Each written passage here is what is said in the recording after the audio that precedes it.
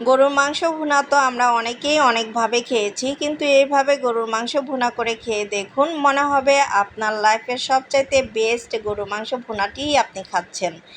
Hello everyone, আসসালামু আলাইকুম, welcome to back my channel. আশা করি সবাই ভালো আছেন। আজ আপনাদের জন্য আমি নিয়ে এসেছি খুবই ইজি করে গরুর মাংস ভুনা রান্নার রেসিপি। তো আশা করি আপনাদের সকলেরই এই রান্নাটি পছন্দ হবে। তো রান্নাটি শুরু করার আগে আপনারা যারা আমার চ্যানেলটিতে নতুন, তারা অবশ্যই আমার চ্যানেলটিকে লাইক এবং সাবস্ক্রাইব করে আমার পাশেই থাকুন। তো চলুন রান্নাটি শুরু করি। তো ফার্স্টে আমি নিয়ে নিয়েছি 1.5 কেজি গরুর মাংস। আমি রেগুলার সাইজ করে কেটে ভালো করে কয়েকবার পানি দিয়ে ধুয়ে পানি ঝরিয়ে নিয়েছি। এখন এখানে দিয়ে দিচ্ছি 1.5 টেবিল চামচ লবণ, দিচ্ছি 2.5 টেবিল চামচ হলুদ গুঁড়ো, 2 টেবিল চামচ ধনে গুঁড়ো, 1.5 টেবিল চামচ মরিচ গুঁড়ো, আর দিচ্ছি 4টি মাঝারি সাইজের পেঁয়াজ কুচি দিয়ে আমি মাংসগুলো ভালোভাবে মেখে নিব। গাইস, মাংসগুলো প্রায় মাখানো হয়ে গেছে। এখন আমি এখানে দিয়ে দিচ্ছি 3 টেবিল চামচ সয়াবিন তেল দিয়ে আমি মাংসগুলো ভালোভাবে মেখে নিব এবং 30 মিনিটের জন্য রেস্টে রেখে দিব। আপনাদের হাতে যদি সময় থাকে 1 ঘন্টাও রাখতে পারেন, আর সময় না থাকলে যখন তখন মেখে রান্না করতে পারেন।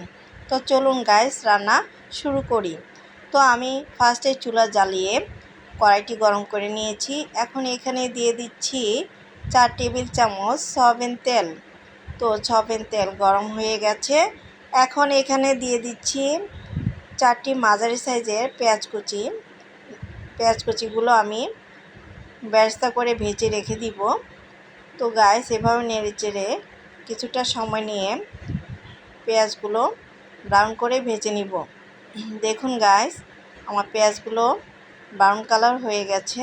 এখন আমি এগুলো তুলে রাখব। গাইস, এই অবশিষ্ট তেলের মধ্যে আমি দিয়ে দিচ্ছি 2টি মাঝারি সাইজের রসুন ছাঁচা দিয়ে আমি ভালো করে ভেজে নিব। তো গাইস, রসুন ভাজা হয়ে গেছে। এখন এখানে দিয়ে দিচ্ছি 3টি মাঝারি সাইজের পেঁয়াজ কুচি দিয়ে পেঁয়াজ কুচিগুলো আমি ভেজে নিব। দেখুন গাইস, আমার পেঁয়াজ কুচিগুলো ভাজা হয়ে গেছে। এখন এখানে দিয়ে দিচ্ছি 3 টেবিল চামচ আদা বাটা, 2 টেবিল চামচ রসুন বাটা দিয়ে আমি ভালোভাবে ভেজে নিব। গাইস, রসুন আর আদা বাটা দিয়ে ভালো করে ভেজে নিতে হবে যতক্ষণ না রসুন আদার কাঁচা ফ্লেভারটা দূর হয়। তো গাইস, আমার আদা রসুন পেস্টটা ভাজা হয়ে গেছে। এখন আমি এখানে অ্যাড করে দিচ্ছি ম্যারিনেট করা মাংসগুলো। তো মাংসগুলো দিয়ে আমি ভালোভাবে নেড়ে চেড়ে নিব। এখন এখানে দিয়ে দিচ্ছি 5 টুকরো দারচিনি ভেঙে, 9-10টি এলাচ, 10-11টি লং, দিয়ে দিচ্ছি 1 টেবিল চামচ জিরা গুঁড়ো, দিয়ে দিচ্ছি আস্ত 5টি রসুন, আস্ত 4টি শুকনো মরিচ।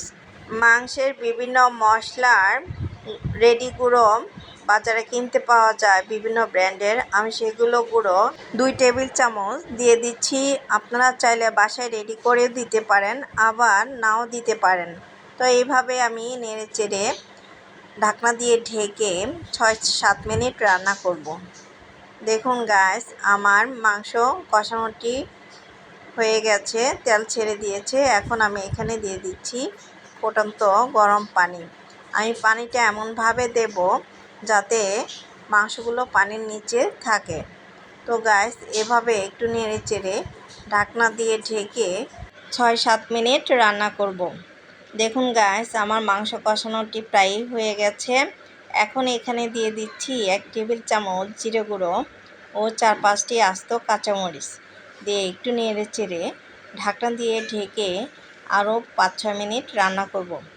দেখুন গাইস, আমার মাংস কষানোটি পারফেক্টভাবে হয়ে গেছে। এখন আমি দিয়ে দিব ফুটন্ত গরম পানি। পানিটা আমি এমনভাবে দিব যাতে মাংসগুলো পানির নিচে থাকে। তো এভাবে পানি দিয়ে একটু নেড়ে চেড়ে আমি ঢাকনা দিয়ে আবারও 6-7 মিনিট রান্না করব। দেখুন গাইস, আমার মাংস ভুনাটি প্রায়ই হয়ে গেছে। এখন আমি এখানে লবণ ঝাল দেখে নিব। গাইস, আপনারা এখানে আপনাদের পছন্দ মতো লবণ ঝাল অ্যাড করতে পারেন। এখন আমি এখানে দিয়ে দিচ্ছি বেরেস্তা করে রাখা পেঁয়াজ কুচিগুলো। তো দিয়ে আমি একটু নেড়ে চেড়ে ঢাকনা দিয়ে ঢেকে আরও 5-6 মিনিট রান্না করব। দেখুন গাইস, আমার রান্নাটি একদম পারফেক্টভাবে হয়ে গেছে। এখন আমি এটি সার্ভ করে নিব। দেখুন গাইস, আমি সার্ভ করে নিয়েছি। দেখতে কতটা লোভনীয় লাগছে দেখেই বোঝা যাচ্ছে খেতে অনেক টেস্টি হয়েছে। গাইস, দুবার পানি দিয়ে আমি রান্নাটি করেছি, তাই দেখুন মাংস কতটা সফট হয়েছে। গাইস, এভাবে মাংস রান্না করলে আপনি পরিবারের সকলের প্রশংসায় পঞ্চমুখ হয়ে যাবেন এবং আপনি নিজেও খেয়ে বলবেন এটি আমার লাইফের বেস্ট মাংস ভুনা। তো গাইস, আপনারা বাসায় এটি অবশ্যই ট্রাই করবেন এবং খেতে কেমন হয়েছে আমাকে কমেন্ট করে জানাবেন। তো এরকম আরও ভালো রান্নার ভিডিও পেতে আমার চ্যানেলটিকে লাইক, শেয়ার, কমেন্ট, সাবস্ক্রাইব করে আমার পাশেই থাকবেন। তো আবারও দেখা হচ্ছে নতুন কোনো ভিডিওতে ইনশাল্লাহ। ততদিন পর্যন্ত ভালো থাকবেন, সুস্থ থাকবেন। আল্লাহ হাফেজ।